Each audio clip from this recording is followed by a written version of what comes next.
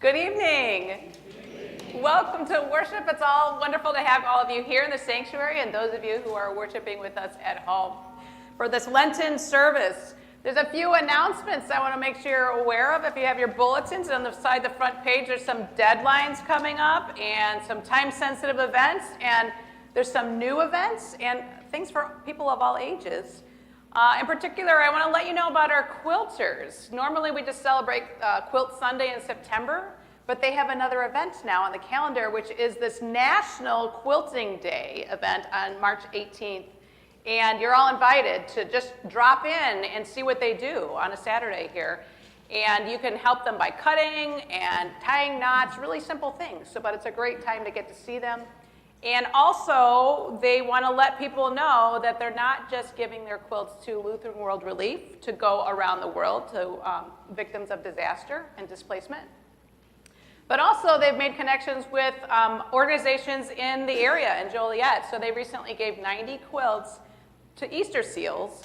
And Easter Seals is going to share them with homeless people who live in our neighborhoods in the area. Yeah, so they're very excited about that, and they're making connections also with Morning Star Mission so that some of our quilts may go to that homeless shelter also. So very exciting things, great way to support our quilters on the 18th. The rest I'll leave to your reading. So I invite you to stand as we'll continue with our worship.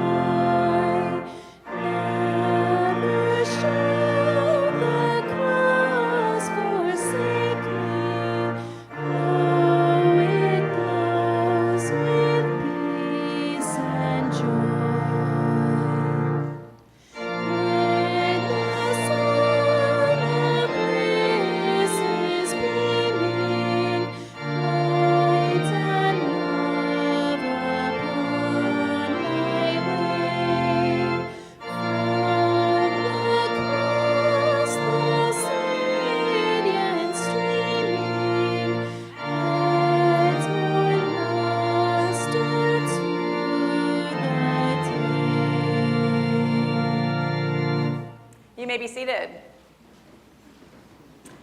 Good evening, and thank you.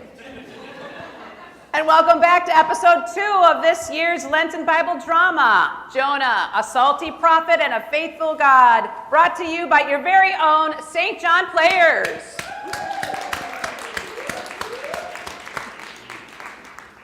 When we last left Jonah, he was on the run from God. Jonah wanted no part in proclaiming repentance to Nineveh, the capital of the Assyrian Empire. Even the possibility that his sworn enemies might receive mercy from God positively repulsed him. So Jonah ran in the opposite direction. In order to escape God, Jonah left in the middle of the night, found a salty sea captain named Filet-O-Fish, and boarded his cargo ship heading for Tarshish in southern Spain. It was about as far as you could get from Nineveh. God would never find him there. But a storm began to brew on the western horizon. The blue waters of the Mediterranean turned a sickly gray. An ominous wall of clouds approached. The wind whipped the sails as the waves slowly built higher and higher, their white foam crashing over the bow and washing across the deck. Steady! Reef the mainsail! Lash everything down good and tight. This storm's been looking like a mean one. Aye, aye, Captain. I can't hear you. Aye, aye, Captain. As the sailors readied the vessel for a rough ride, Captain Philly headed below deck to check on Jonah. He found the reluctant prophet squeezed between crates of cargo, pale and a little sweaty. Aye, there's our stowaway. How will you be finding our accommodations? Has the scurvy got you already? I'm doing okay. I'm just a little seasick. Feels like rough seas up there. Nothing my crew can't handle. It'll take more than this to down old Captain Philly. Say, I know you'll be looking for discretion, but what should I call ye? Well, I suppose now that we've set sail, there's no risk. You can call me Jonah, sir. Aye, Jonah. A fine seafaring moniker, that is. Oh, I've heard told a legend of the sea with that very name. A frightful tale of a beast from the deep. But I be yanking your chain. 'Tis nothing but a myth, a bit of a practical joker I be. That's a good one. Oh, before I forget, I want to introduce you to my first mate, Chippy McDickens. Aye, it been a pleasure to meet you. Jonah, is it? We've sailed many a year together, haven't we, Chippy? Aye, I reckon so. Well, that's nice. Is there anything you want me to do, Captain? Aye, this one wants to be a sailor. Oh! A sailor you may yet be, but for now, stay here and try to keep your gills from turning any greener. But one request. If you be heaving, over the side, please. Yes, sir. With that, they left. But alone among the crates and the sound of crashing waves, Jonah couldn't shake a sense of dread. God, if this storm is you, I'm not interested. Leave me alone. Get someone else to do the Nineveh gig. But Jonah heard no reply. Dramatic pause. It seemed God had said all she wanted to say. And yet the absence of a reply just amplified Jonah's anxiety. As the sound from outside grew, he doubted his decision. I should have talked to Susie. Maybe she would have had a solution. It's too late now. I can't go back. I can't do what God is calling me to do. I don't want to, but you know what? I bet this storm is just a storm. There's no way God's got reception all the way out here. It's just a normal, really, really scary storm. In fact, maybe I'll just try to sleep, and when I wake up, it'll be all over. Jonah lay down, safe in the depth of his denial, and fell asleep. But above deck, things were worsening by the minute.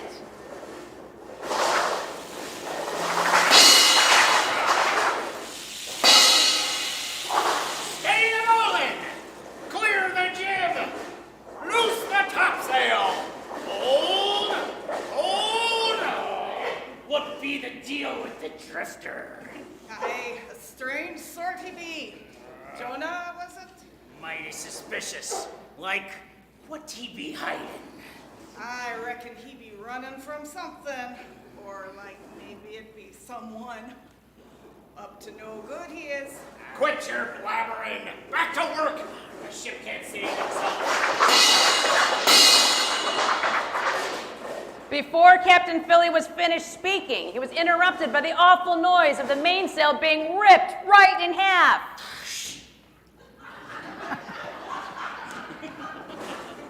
Break up the oars! The sail be shot. We'll have to row for it. Put your backs into it. Pull! Pull! But the ship made no headway. In fact, the seas were rising even higher, and water was filling the bottom of the ship. Desperation and panic began to take hold.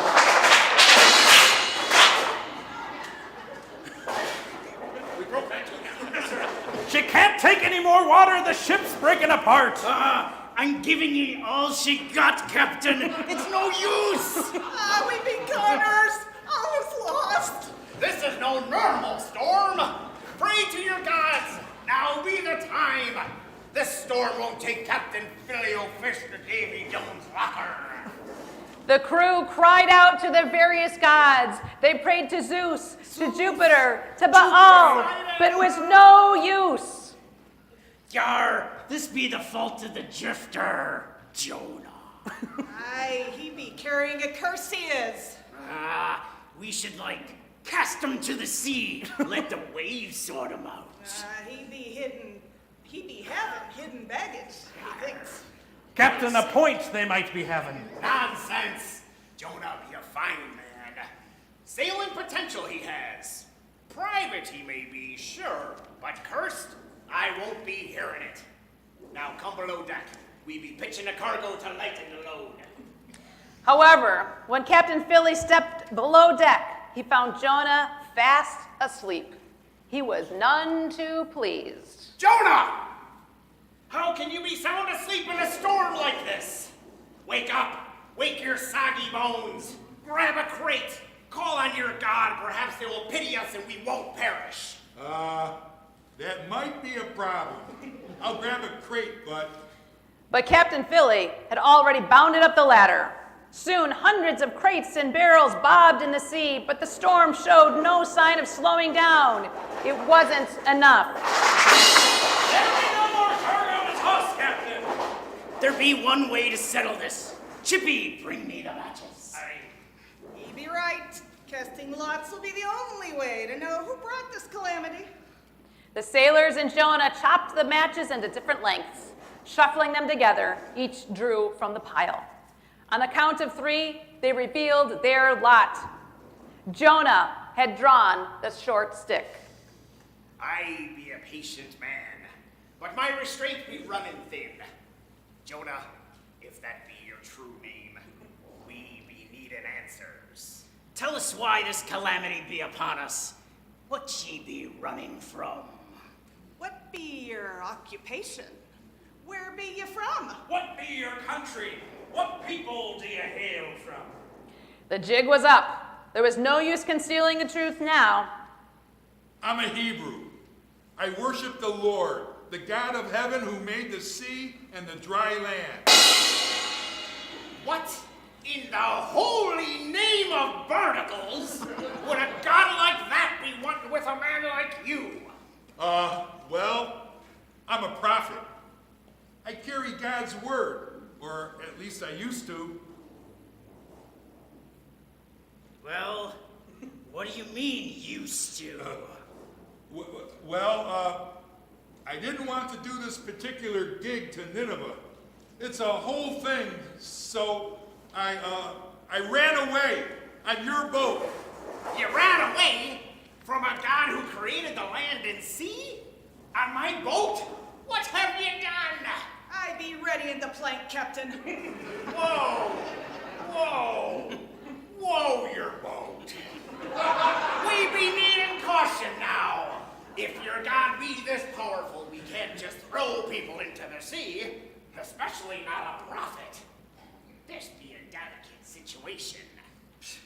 Fine. Don't mind him. I thought it was a fine idea. One thing I got to know. Jonah, what was your plan? I didn't have one. I thought I'd figure it on the way. That be sounding like a terrible plan. Clearly, your God has other plans for you. So, Jonah, what you be having us do? The storm be growing more and more tempestuous by the minute, and my cargo be laying on the seabed. Can ye not pray to your God? Perhaps it be not too late to take that gig. Jonah saw the terror in their eyes. They didn't deserve this. This was his choice.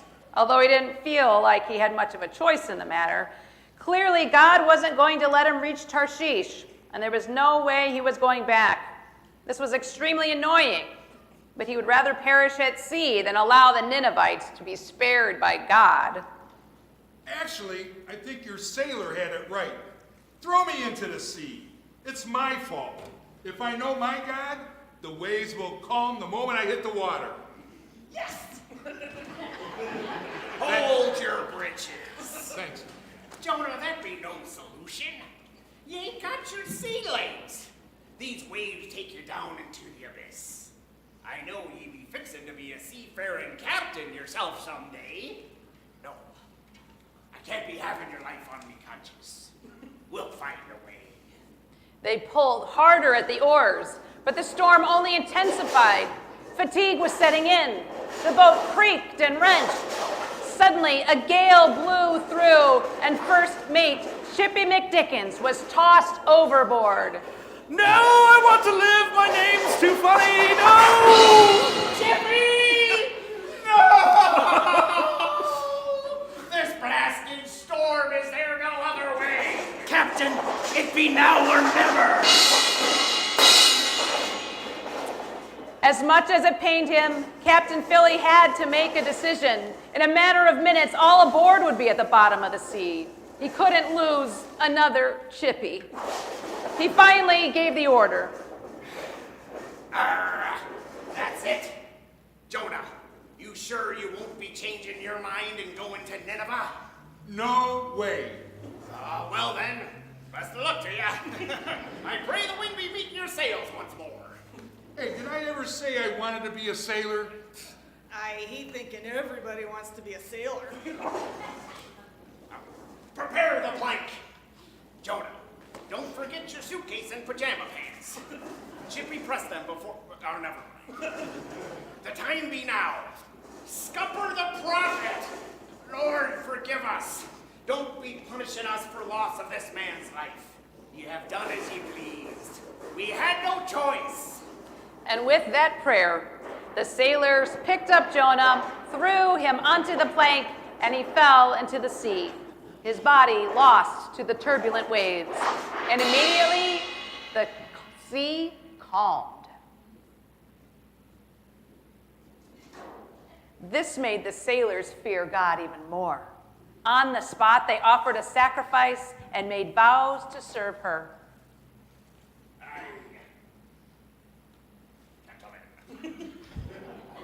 Pour one out for Chippy and Jonah. Aye, Captain. Even after all this, the crew felt sorrow for the Hebrew that put them in danger. Jonah was unfinished, sure, but no more than any of them. As for Jonah, I wonder why he didn't spare them the trauma of throwing him overboard and just jump in the sea himself. But as usual, it was all about Jonah. Oh yeah, Jonah. What happened to him? Oh, Lord! Help me! Help! Though the sea had calmed, the ship of Captain Filet-O-Fish had been blown far away, and Jonah was very close to sinking. But just at that moment, the sea in front of him exploded. A geyser shot up into the air, followed the incredible sight of a monster fish erupting out of the water.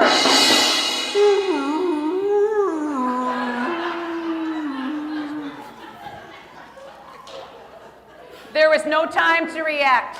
The creature came crashing down and he tumbled into the mouth of the behemoth. Jonah had been swallowed.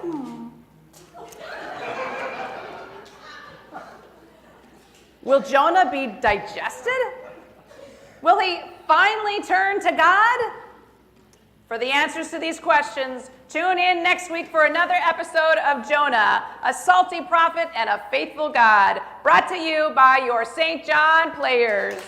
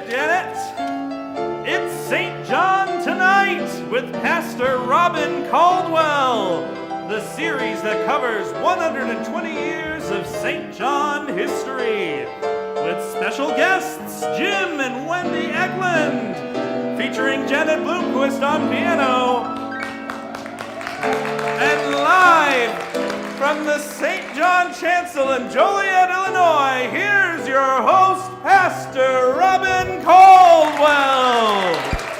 Thank you. Thank you. Thank you. Wonderful audience here tonight. Good to have you here on St. John Tonight. We have got a great show for you, so I'm very excited and so glad you're all here for it. So this weekend, daylight savings time. Don't forget to change those clocks, especially if you're going to Sunday morning worship. Want to make sure you don't miss out on anything. So, did you ever hear about I'm still learning. It's still a pilot. Did you hear about the guy who sat on his clock after he moved it over for daylight savings time?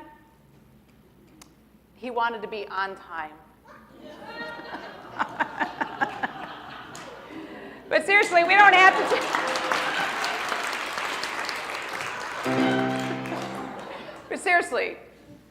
to change a lot of clocks anymore, right? We've got our devices, our phones, our iWatches, that they'll change by themselves. We even have one on the wall out here now that's supposed to change and be exactly on time, with the satellite or the stars or something. So that's pretty exciting.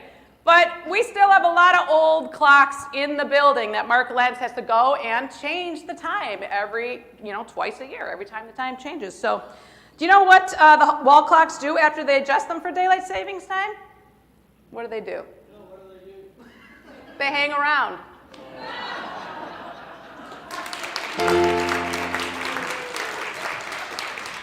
All right. Enough bad jokes for now. We have some great guests for you tonight. Jim Eklund and Wendy Eklund, brother and sister, and they're here for you tonight. Stick around.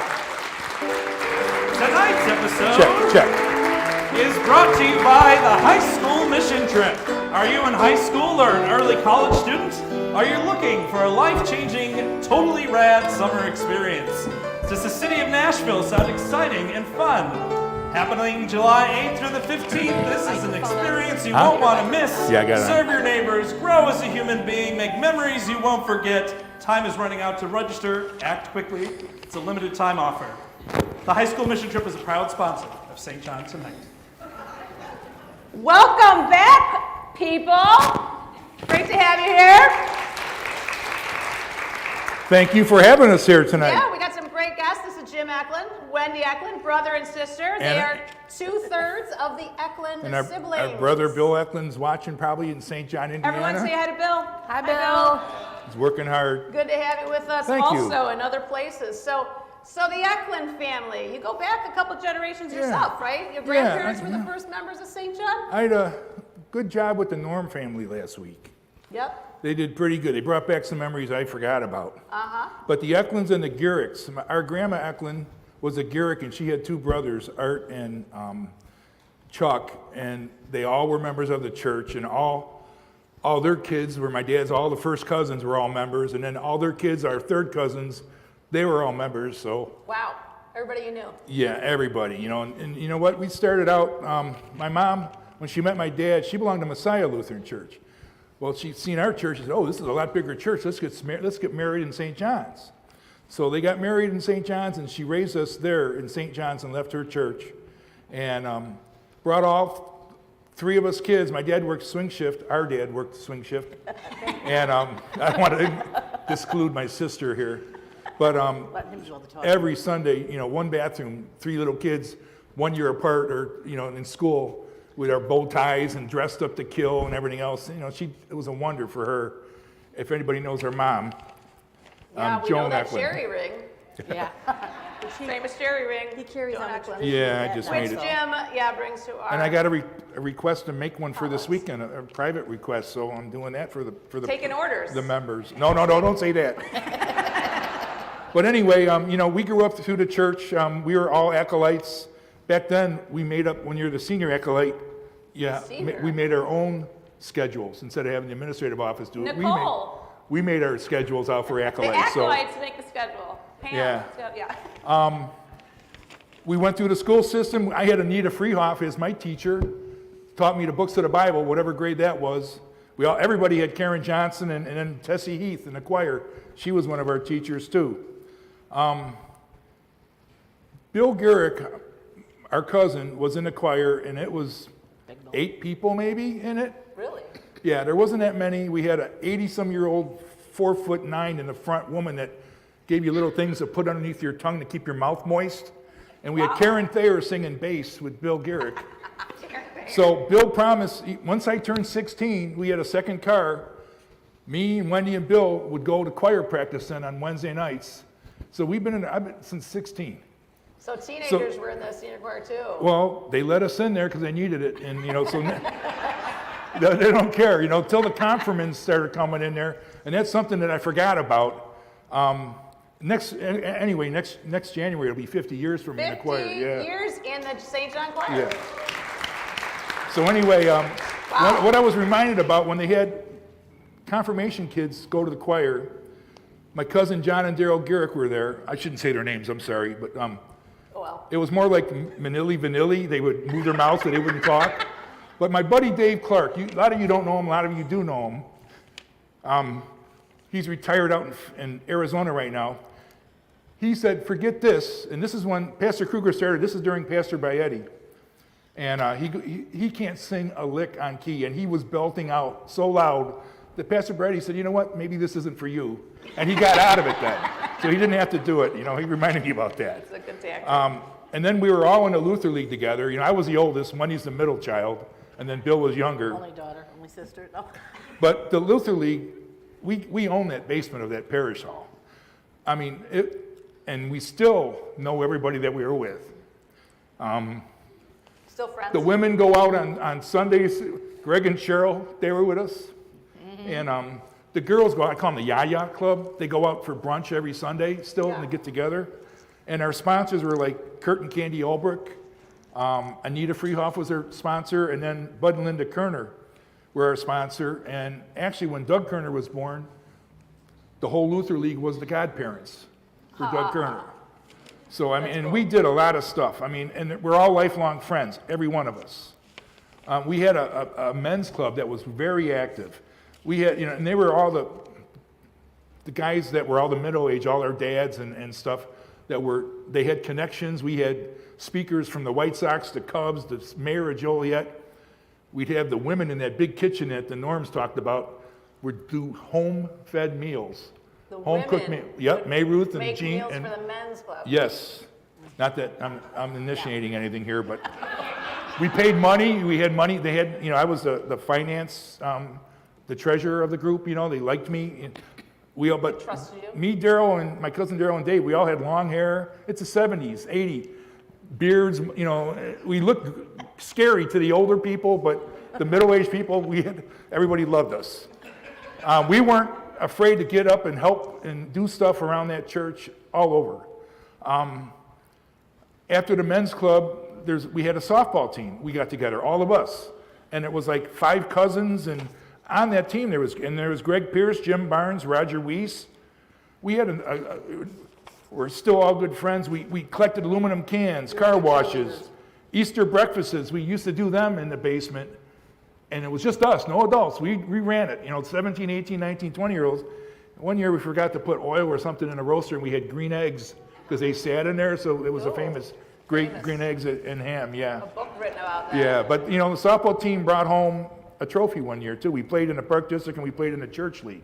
So we played other churches. Did you beat the Catholics? We were all Lutheran. It was Messiah, It was all First, Lutherans. Bethlehem. Oh, well, that's more appropriate. for the But when we Lutheran played in the recreational league, we got whooped by Mount Zion Baptists. They were some big boys in that team, and we got creamed.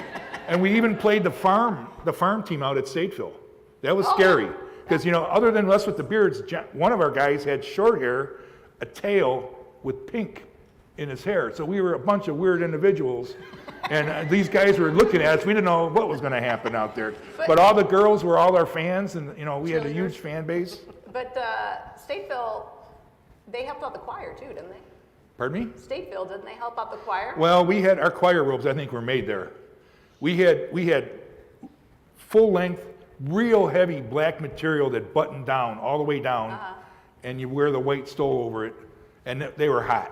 And you didn't have air conditioning. And there was no air conditioning in the church. There'd be times where on a hot day they had the windows open and all of a sudden you hear a thump and one of the elderly pass out and they'd call the ambulance.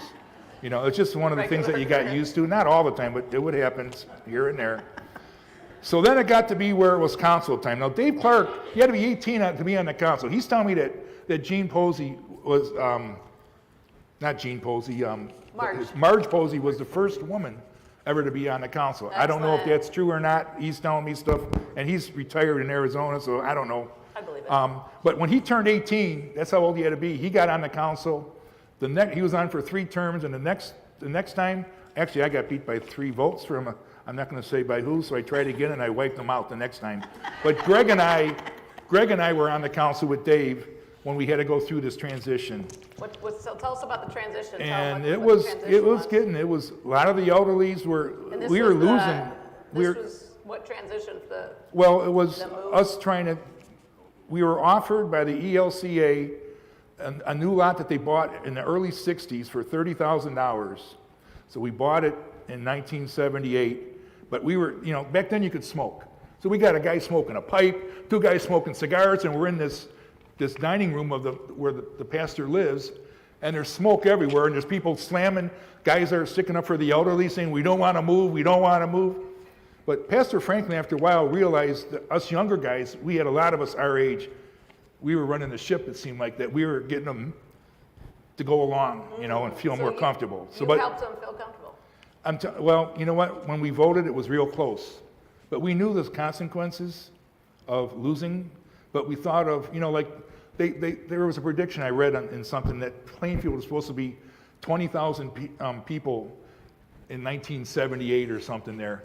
Or whatever, right now it's 45,000, so it's even more than that. So there was nothing out here when they gave us that. But we went through that. We sold the old building to Joliet Township High School for $120,000. We paid $4,225 for the land in 1904. And they made it into a little theater.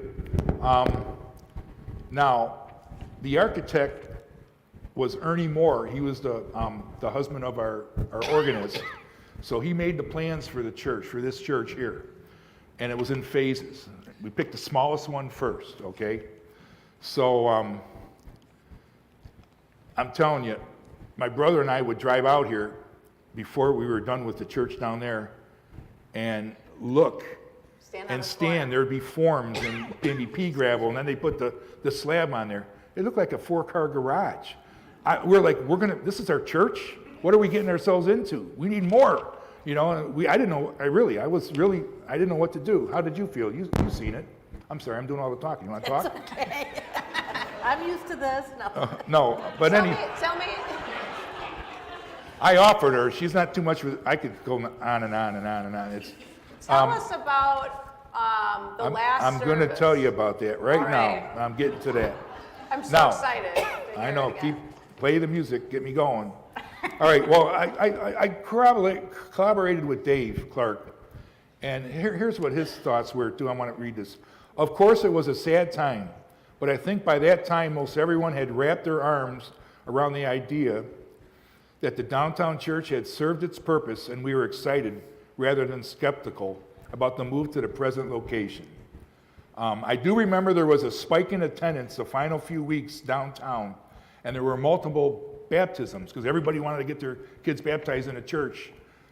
So there was a lot of them as members past and present came to services to soak in the glory of the inside the last few times. There was a unanimous happiness that we decided to spend the money to bring the dome along as a lasting memory of our first location. Now, we found out that our last service was April 6, 1980, the full service, the week before Easter. Easter Sunday on April 13th, we started the service in our church, and then we formed a parade line with our cars. And we were going to the school. The groundbreaking might have already happened. I There was I'm no building unfamiliar. here, yeah. Yes. And, you know, Dave, and this, I remember this, so Dave goes, I don't really remember that much about the final service, but the line of cars that had a police escort from downtown to the west side was long enough that folks at the stoplights along Plainfield Road who had to wait for it to finish must have thought it was a funeral for the Pope. I remember looking out and then I found out that there was 200 standing room only people at the school when we got there. Really? Yeah, I just Wow. read that tonight even. It was And that's in an at the article. school, Crystal Lawn School. It was Crystal where you Lawn met School. For a couple of years, or a year One and a half. 1.5 years. We had to get there extra early to set up. You had to set up chairs every time and take it down. We were in the cafeteria or gym or whatever. They made us use it for both. But there was a lot of work involved. Now Bill says, oh, nobody wanted to be deacon then, so I was deacon every Sunday for a year and a half. I'm like, okay, I can't remember, so I can't argue with him on that. And you know, and Dave didn't remember much about the first service at the school, but that would have been a half a service, other than there was already some new faces, which I welcomed, but I could tell some of the older members, while pleasant and open, had a little nervousness about the fact that a new beginning could offer new breaths of fresh air at the same time they were holding their breath about the future. Now, that was in May of 1980. Now, I think I have some other notes here. I hope so. Oh. Wendy, you want anything? Wendy, what do you have to say? What do you remember?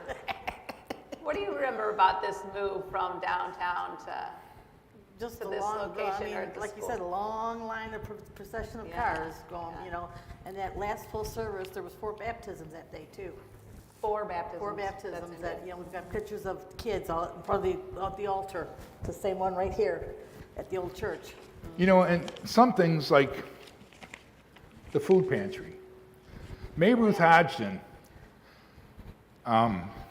She started the food pantry, she right? started it in a closet. She had a closet there and she called it Pack-a-Sack. Pack-a-sack. And she would ask us, and we would help her out getting cans of food. We would go around asking people for cans of food. And she would give them to the church members first if they needed it, that were coming to church walking or something, and they were poor. And then it started branching out. But she would be astounded by what we do here today. Also, my brother's going to be putting some pictures soon out on our Facebook page. He's got pictures of our cornerstone opening that we did on February of 1982. He's got the first dig of the land. He's got a lot of cool pictures that vehicles stuck in the mud because there was no place to park there. Somebody's station wagon, I forgot who it was.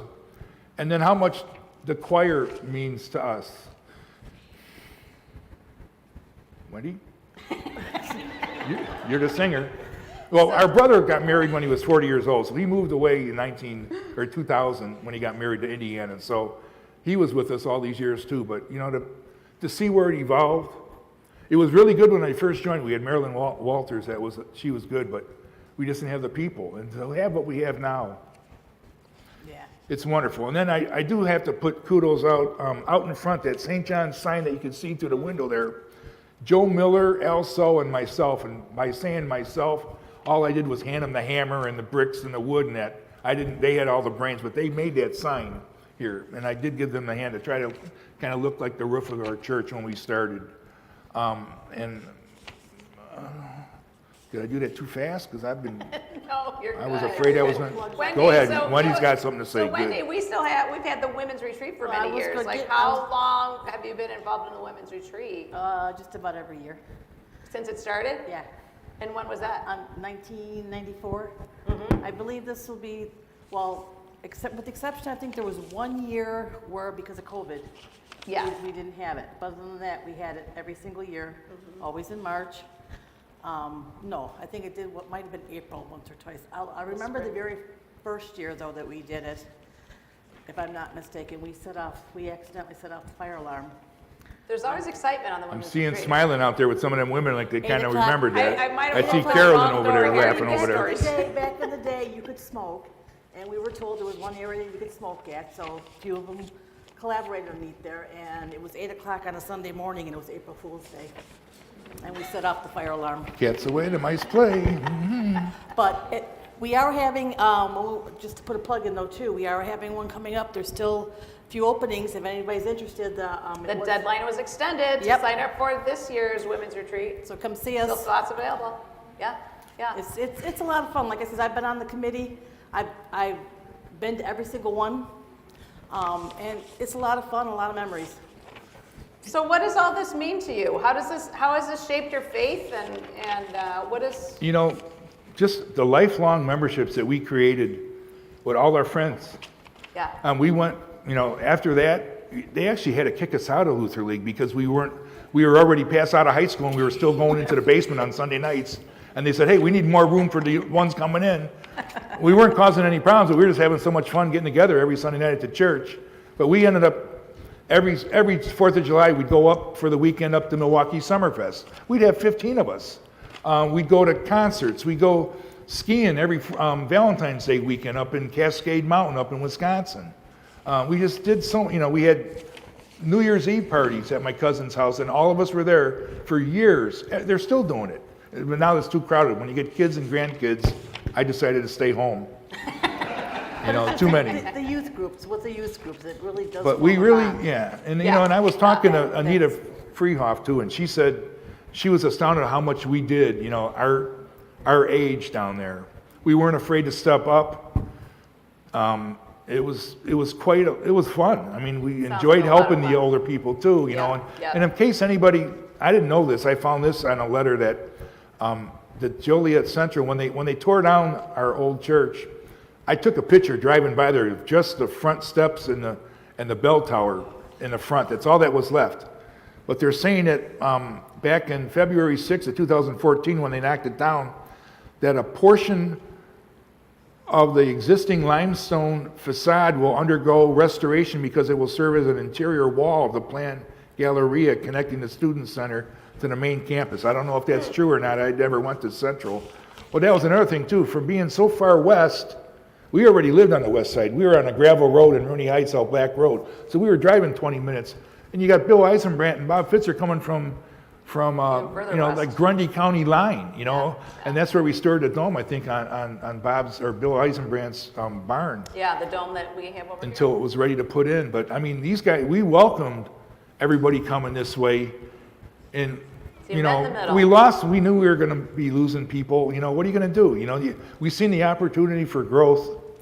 And then we, that's another story about, you know, we had to get somebody that was going to go knock on doors and get that growth, which we did. here. Yeah, which was Pastor Peter Homer. Yes, he did. Yeah, which you got in. Well, That's for Jim, next week. Wendy, yeah, thank you so much for thinking ahead of time on so many stories and then sharing with us tonight. So, Yes, thank you, Jim. All right, Evan. thanks for being a great audience, and we'll see you next week at St. John Tonight. Join us next week on St. John Tonight as we are joined by To Be Announced. Thank you for tuning in and taking a journey through our history. Good nights.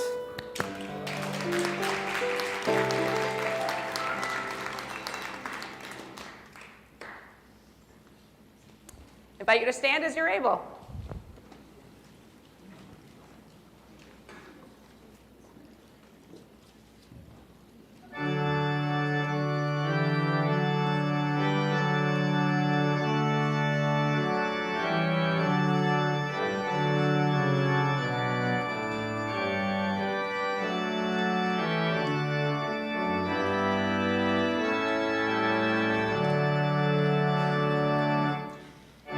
I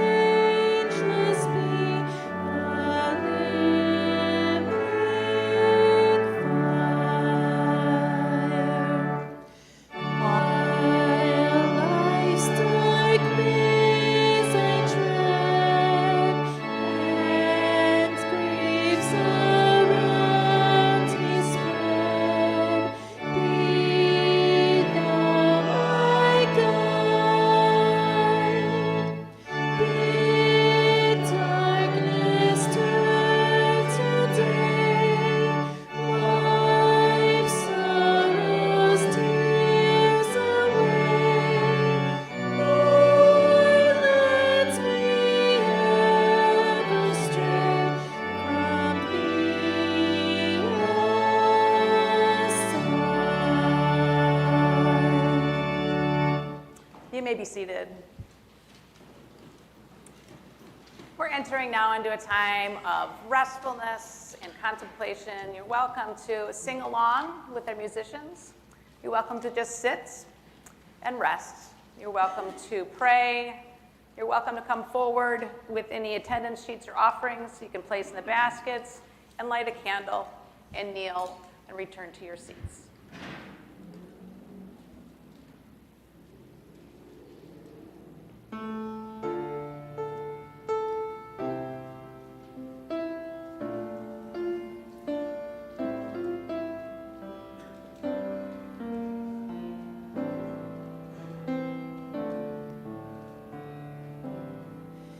In silence we wait, in darkness you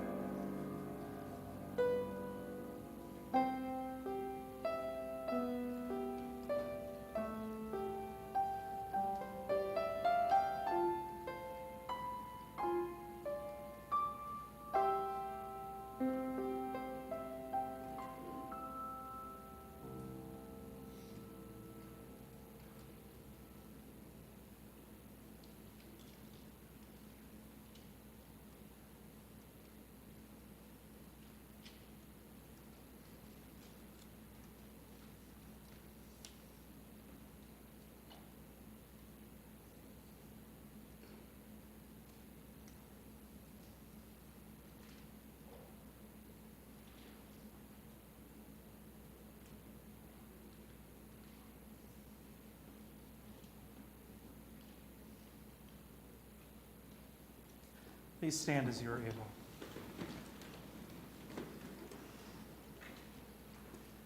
Let us pray.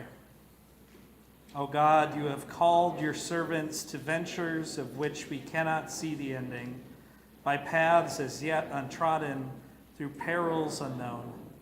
Give us faith to go out with good courage, not knowing where we go, but only that your hand is leading us and your love supporting us. Through Jesus Christ our Lord. Amen.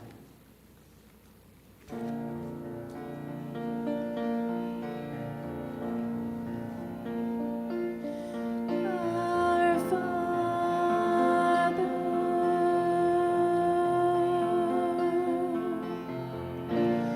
which art in heaven,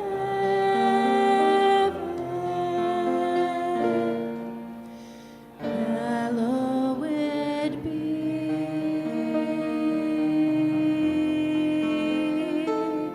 thy name.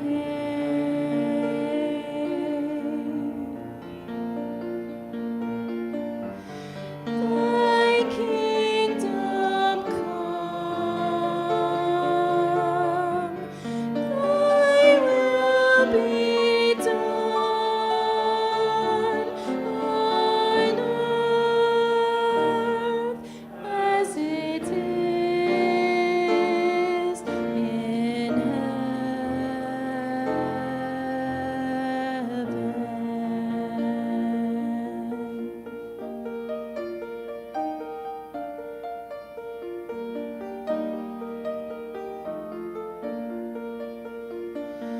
Give us this day our daily bread, and forgive us our debts as we forgive our debtors.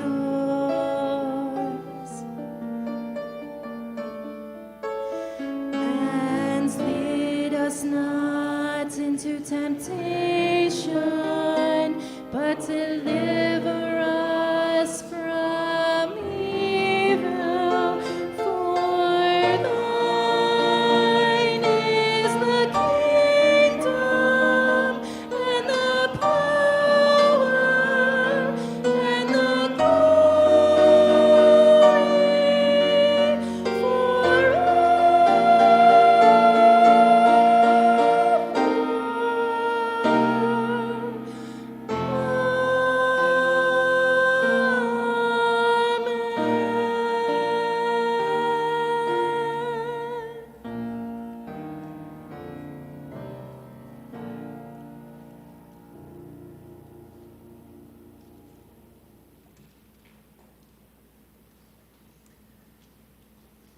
And now may the Lord bless you and keep you.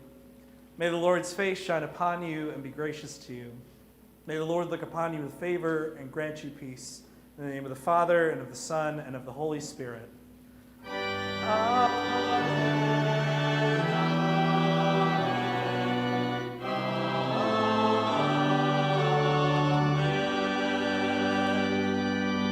Go in peace, serve the Lord.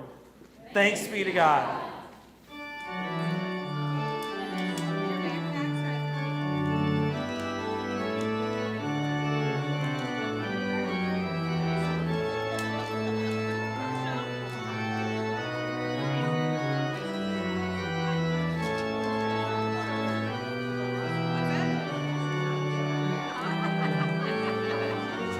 It's like unscripted.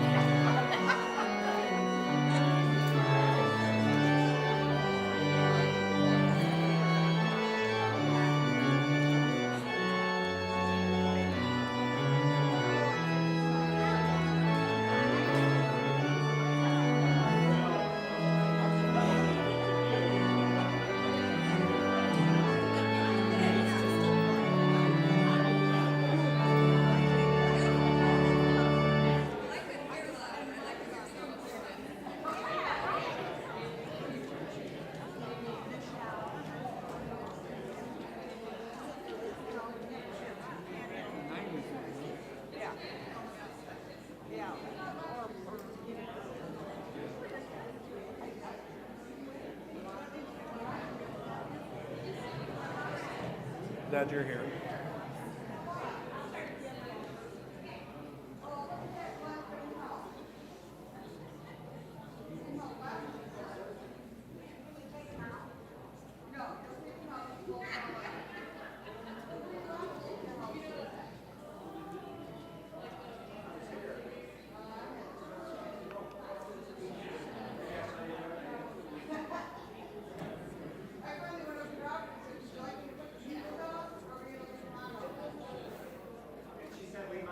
Thanks for going for it, both of you, as always.